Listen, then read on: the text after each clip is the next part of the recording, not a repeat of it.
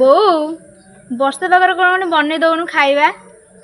ଚାଲୁନ ମିଲ୍ ମିକର ଭେଦେଇଛି ପରଟା କରିଦେମି ଖାଇବୁ। ହ୍ୟାଲୋ ସାଙ୍ଗମାନେ, ଆଜିର ପାଗ ତ ଆପଣମାନେ ଦେଖୁଥିବେ, କେତେବେଳେ ଖରା ହେଉଛି ତ କେତେବେଳେ ବର୍ଷା ହେଉଛି। ପାଗର କୌଣସି ଠିକ୍ ଠିକଣା ହିଁ ନାହିଁ। ଶୀତ ଦିନେ ଖରା, ଖରା ଦିନେ ବର୍ଷା, ଏମିତି ଚାଲିଛି। ଆପଣମାନେ ବି ଏହାକୁ ଅନୁଭବ କରୁଥିବେ। ଏବେ ଆପଣମାନଙ୍କ ପାଇଁ ଗୋଟେ ଛୋଟିଆ ପ୍ରଶ୍ନଟେ, ଆପଣମାନେ କେବେ ସୋୟାବିନରେ ପରଟା ବନେଇଛନ୍ତି? ଯଦି ବନେଇ ନାହାନ୍ତି ତ ଏବେଠୁ ବନାନ୍ତୁ। ଆପଣମାନେ ତ ଜାଣିଥିବେ ସୋୟାବିନରେ ବେସିକାଲି ଆମେ ତରକାରୀ କରୁ, କଷା କରୁ ଏବଂ ଭଜା ମଧ୍ୟ କରୁ, କିନ୍ତୁ ପରଟାର ଟେଷ୍ଟ କିଛି ଅଲଗା। ଗୋଟେ କଥା ତ ଆପଣମାନଙ୍କୁ ସତ କହିବି, ଘରେ କିଛି ଥାଉ କି ନଥାଉ ହେଲେ ସୋୟାବିନ୍ ନିହାତି ଥାଏ। ଆଉ এই ସୋୟାବିନ୍ ଆମକୁ ସପ୍ତାହରେ ଗୋଟେ ଦିନ ଖାଇବା ନିହାତି ଦରକାର, କାରଣ ଏଥିରେ ପୁଷ୍ଟିସାର ପୁରା ଭରପୁର ଅଛି। ଯେତେବେଳେ ମୁଁ ଆମ ଗାଁ ସ୍କୁଲରେ ପଢ଼ୁଥିଲି ତ ସୋୟାବିନ୍ର ପାଳି 2 ଦିନ ପଡ଼େ ସପ୍ତାହରେ, ଡାଲମାର ପାଳି ପଡ଼େ ଏବଂ ଅଣ୍ଡାର ପାଳି ପଡ଼େ। ଆଉ ସୋୟାବିନ୍ର ପାଳିରେ ଆମକୁ ଟିକେ ଅଧିକ ଖୁସି ଲାଗେ ଆମ ସାଙ୍ଗମାନଙ୍କୁ, କାରଣ ସେଇ ପାଳିରେ ଆମେ ଦୁଇଟା ଫାଇଦା ପାଉ। ଯେ ଗୋଟେରେ ଆଳୁ ଆମେ ଦଳି ଥାଉ, ଆଳୁ ଭର୍ତ୍ତା କରୁ, ତ ଆଉଥରେ ସୋୟାବିନ୍କୁ ଖାଲି ମଧ୍ୟ ଖାଉ। ତ ଏତେ ସାରା ମଜା ବି ଏଇ ସୋୟାବିନ୍ରେ ଭରପୁର ଅଛି। ଆମ ଜୀବନର ଏଇ ଛୋଟ ଛୋଟ ସ୍ମୃତି, ଯାହାକୁ ମନେ ପକାଇଲେ ଆମକୁ ବହୁତ ଖୁସି ଲାଗେ। ସେ ଦିନ ତ ନାହିଁ, ହେଲେ ସେ ଦିନର କଥାକୁ ହିଁ ମନେ ପକାଇଲେ ଆମକୁ ଅଧିକ ଖୁସି ମିଳେ। ସତ କଥା ତ ଏଇଆ, ସମୟ ଆମକୁ ସବୁ କିଛି ଶିଖେଇ ଦିଏ।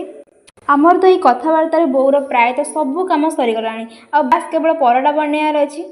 ଆପଣମାନେ ତ ଦେଖୁଛନ୍ତି ବୋଉ ସୋୟାବିନ୍ ପରଟାରେ କ'ଣ କ'ଣ ସବୁ ଆବଶ୍ୟକ ସାମଗ୍ରୀ ପକାଇଲା। ଆପଣମାନେ ଗୋଟେ ନୋଟିସ୍ କରିଛନ୍ତି ଯେ ବୋଉ ଅଟା ଦଳିଲା ବେଳେ ପାଣି ପକାଇଲାନି, ତ ବିନା ପାଣିରେ ଦଳିଲା କେମିତି? ଆପଣମାନେ ତ ଜାଣିଥିବେ ଯେ ସୋୟାବିନ୍କୁ ବାଟିଲା ବେଳେ ଆମେ ପାଣି ଦେଇଥିଲୁ, ତ ସେଇ ପାଣିରେ ଆଉ ସୋୟାବିନ୍ ଭେଦିଲା ବେଳେ ମଧ୍ୟ ପାଣି ତା ଦେହରେ କିଛି ଅଂଶ ଥିଲା, ତ ସେଥିପାଇଁ ତା ଦେହରେ ବିନା ପାଣିରେ ହିଁ ଦଳା ହେଲା କହିବାକୁ ଗଲେ, କିନ୍ତୁ ଇନଡାଇରେକ୍ଟଲି ପାଣି ଦିଆହେଇଛି। ତ ଏବେ ସୁନ୍ଦର ସୁନ୍ଦର କରି ବୋଉ ଗୋଲ କରିଦେଲା। ତ ଏବେ ଆମର ପରଟା ସାଇଜ୍ରେ, ଆପଣମାନେ ଯେଉଁ ବି ସାଇଜ୍ରେ ଆପଣମାନେ ଦେଇପାରିବେ ପରଟା ବନେଇ ପାରିବେ। ଏବେ ମୁଁ ଆପଣମାନଙ୍କୁ କ'ଣ କହିବି ସେଇଟା ଭାବୁଛି। ପ୍ରାୟତଃ ସବୁ କଥା କହିସାରିଲେଣି, ଯାହା ରିଏଲ୍, ଯାହା ଅରିଜିନାଲ୍ ଏବଂ ଯାହା ମୋ ଜୀବନରେ ଘଟିଛି ସେ ସବୁକୁ ଆପଣମାନଙ୍କୁ କହିଲି।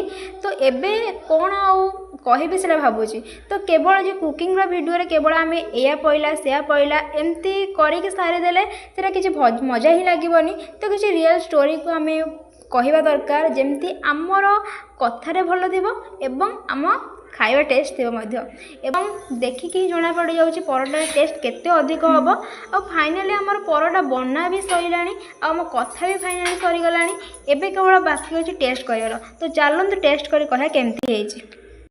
ସତ ହିଁ କହିବି ଆପଣମାନଙ୍କୁ, ପରଟାଟା ବହୁତ ବଢ଼ିଆ ଟେଷ୍ଟ ହେଇଛି। ଆପଣମାନେ ନିହାତି ଘରେ ଟ୍ରାଏ କରନ୍ତୁ।